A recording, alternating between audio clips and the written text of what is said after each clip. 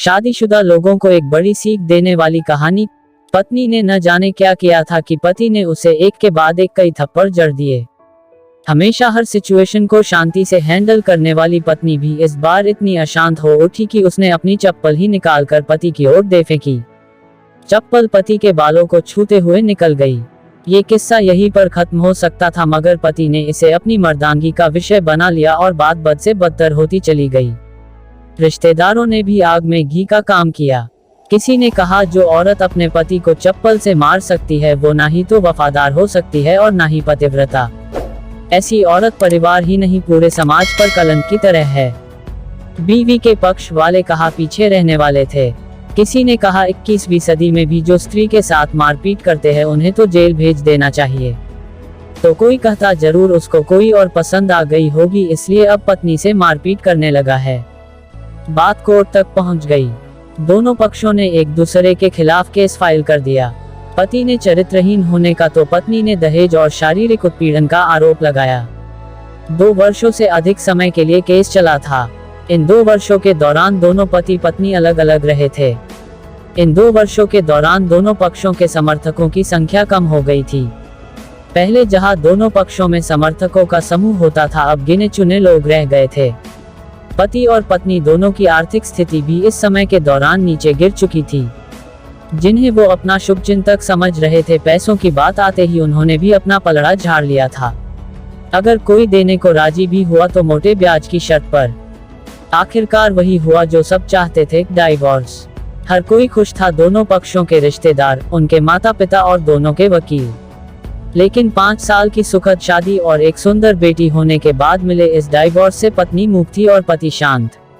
शायद ये एक इत्तेफाक ही था कि इस खुशी को मनाने के लिए दोनों पक्ष के लोग एक ही चाय की टपरी पर बैठे, आमने सामने। इत्तेफाक इसलिए क्योंकि ज्यादातर लोग जो एक दूसरे के विरोध पक्ष को सपोर्ट कर रहे थे वे एक दूसरे को अच्छे से जानते भी नहीं थे। पति पत्नी भी इन सभी से दूर एक दूसरे के सामने मेज पर बैठे। पत्नी ने पति से कहा, अब तो खुश होगे ना, तुम्हारे मन की जो हुई है, मुबारक हो। तुम भी तो आज जीत गई हो। मुझसे तलाक तो तुम्हें भी मिल गया है। Congratulations to you too. पति ने कहा, तलाक को तुम जीत का प्रतीक समझते हो? पत्नी ने पूछा। पति चुप रहा। थोड़ी देर की शांति के बाद पति ने कहा, मुझे तुम्हें 5 लाख रुपए अभी और हर महीने 8,000 देने का आदेश है। अभी मेरे पास पैसे नहीं है, इसलिए हमारा मतलब मेरा जो सिटी में फ्लैट है उसे तुम्हारे नाम कर देता हूँ। पत्नी बोली, लेकिन उस फ्लैट की कीमत तो 18 लाख की है। हाँ, लेकिन हमारी बेटी तुम्हारे साथ है और आगे जाके उसके खर्चे भी बढ़ेंगे, तुम्हें थोड़ी आसानी होगी। पति ने कहा, नहीं नहीं, मुझे सिर्फ 5 लाख ही देना और तुम हर महीने 8,000 तो देने ही वाले हो, मैं मैनेज कर लूंगी। अगर 5 लाख नहीं है तब भी कोई बात नहीं। पत्नी बोली। दोनों फिर से शांत हो गए। पति सोचने लगा, कितनी भोली और समझदार है ये औरत जो कुछ समय पहले तक मेरी पत्नी थी और अब अनजान। ये वही है जो कम से कम खर्चे में घर चलाती और पैसे बचाकर मेरे जन्मदिन और बर्थडे पर हमेशा मेरे लिए नए कपड़े खरीद लाती। कभी बीमार भी हो जाती तो पैसे बचाने के लिए मुझे मालूम न होने देती और घरेलू नुस्खों से अपना इलाज कर लेती, मगर घर में कोई और बीमार होता तो तुरंत डॉक्टर के पास लेकर जाती। मेरी ही मति मारी गई थी, मैं ही अपनी झूठी मर्दानगी के चक्कर में इतनी बड़ी गलती कर बैठा। पत्नी के दिमाग में भी उथल पुथल चल रही थी। अभी भी वैसा का वैसा ही है, पहले भी खुद से ज्यादा हमारे बारे में सोचता था और अब भी वही कर रहा है। ये वही आदमी है जो मुझे एक्सीडेंट से बचाने के लिए खुद मोटरसाइकिल के आगे कूद पड़ा था और अपनी उंगली तुड़वा बैठा था। पता नहीं कौन सी मनहूस घड़ी में मैं झगड़ा कर बैठी। पति ने मौन तोड़ते हुए पूछा, अब तुम्हारे कमर का दर्द कैसा है? ज्यादा तकलीफ तो नहीं होती? पत्नी हल्का सा मुस्कुराई और बोली, अभी भी होता है, अब तो पेट में भी क्रैम्प्स उठते हैं। वो तो होगा ही, तुम योगा या कसरत भी तो नहीं करती हो। अब किसी गायनेकोलॉजिस्ट को जरूर दिखा देना। पति ने कहा, तुम बताओ, तुम्हारा अस्थमा कैसा है अब? क्या अब भी दौरे पड़ते हैं? पत्नी ने पूछा। हाँ पड़ते हैं, पहले से ज्यादा, क्योंकि अक्सर इनहेलर भूल जाया करता हूँ, याद दिलाने के लिए तुम जो नहीं हो अब। पति बोला।